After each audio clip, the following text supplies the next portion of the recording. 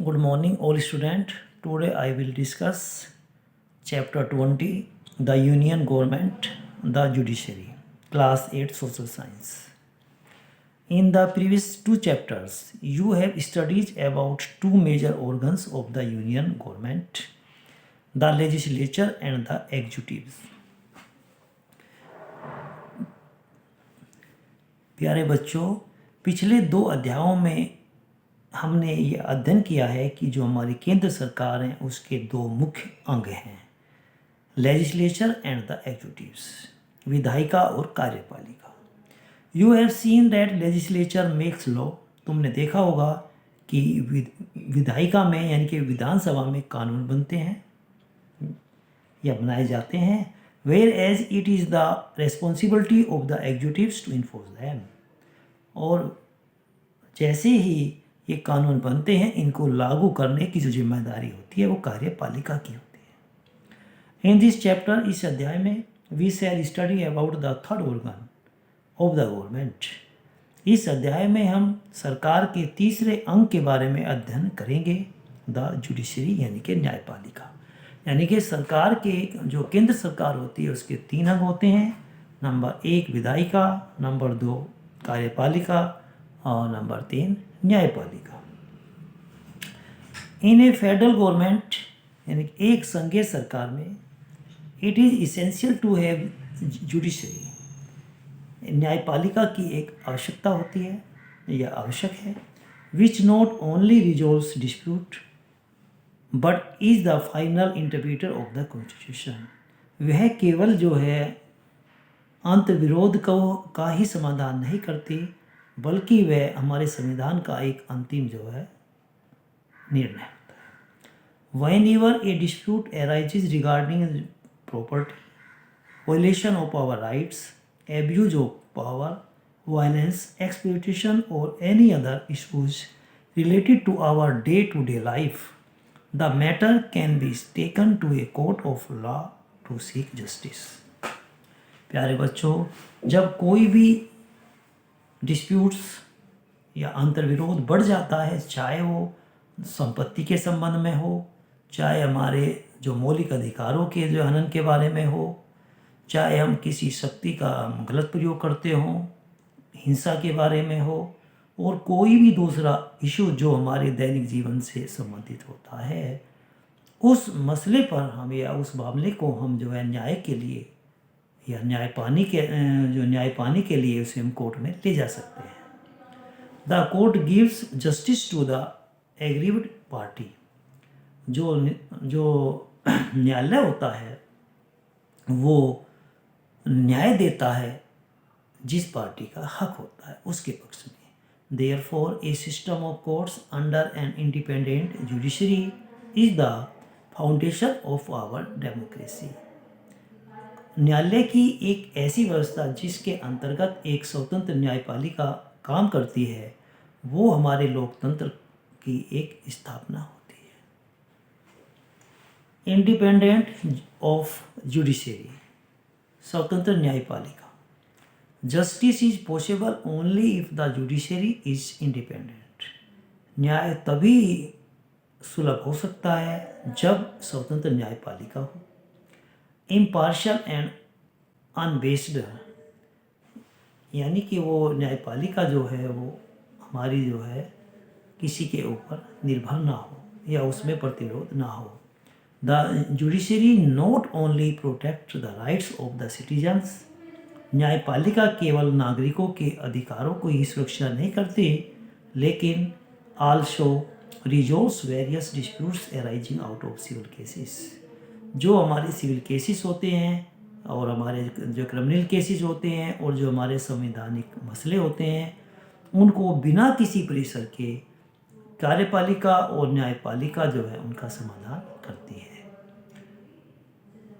And constitutional matters without any pressure from the executives or the legislature. Our constitution has various provisions. हमारे संविधान में बहुत सारे जो मतलब प्रावधान दिए हैं, which make our judiciary independent and keep it free from the influence of the legislature and the executives. जो हमारे न्यायपालिका को स्वतंत्र बनाता है और उसे जो है किसी भी प्रभाव से, चाहे कार्यपालिका और विधायिका के किसी भी प्रभाव से, उसको सुरक्षित रखता है, स्वतंत्र रखता है। डू यू नो, क्या आप जानते हैं, there are special provisions that ensure the independence of judiciary in India, कि कौन से हमारे विशेष प्रावधान हैं जो निश्चित करते हैं भारत में न्यायपालिका की स्वतंत्रता को। नंबर फर्स्ट, द जजेज are appointed on the basis of their qualifications, जो जज होते हैं उनका नियुक्ति जो है उनकी योग्यता के अनुसार की जाती है। द जजेज can not be remove easily, और जज को जो है आसानी से हम नहीं हटा सकते। There is special procedures to remove them, उसको हटाने का एक विशेष जो प्रक्रिया होती है कॉल्ड इम्पीचमेंट, जिससे हम इम्पीचमेंट यानी कि महाभियोग कहते हैं। द जजेज आर पेड एडुकेट सैलरी, और जो जजेज होते हैं उनको अच्छी सैलरी मिलती है। Their salary and allowances can not be reduce during their tenure, और उसके काल में जो है उनकी सैलरी और उनके अलाउंसेस को जो है कम नहीं किया जा सकता। द टेनर ऑफ द जजेज इज फिक्स, जो जज होते हैं उनका जो कार्यकाल होता है वो निश्चित होता है।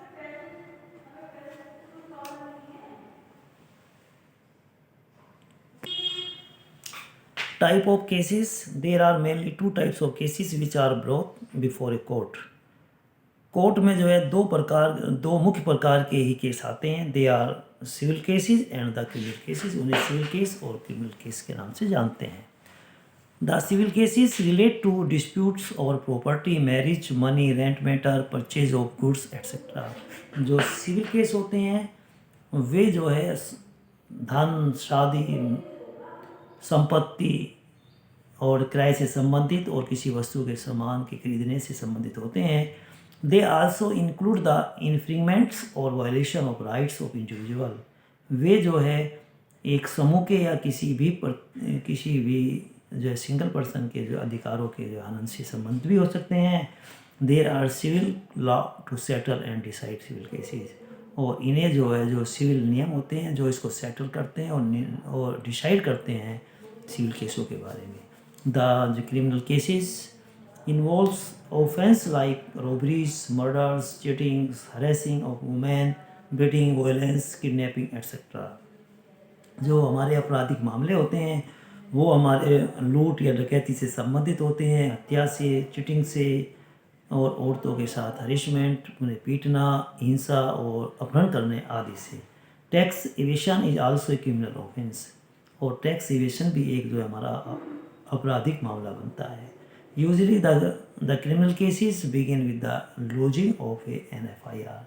जो हमारे आपराधिक केस जो हैं वो स्टार्ट होते हैं FIR से, जिसको हम कहते हैं first information report.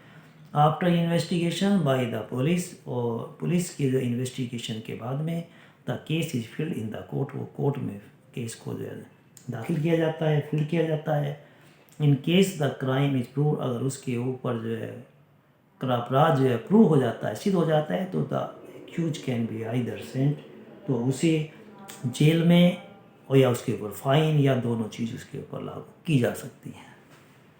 Do you know, an FIR is lodged with police about a criminal offense. According to law, whenever a person inform the police about an offense, it is compulsory for the police to register on an FIR.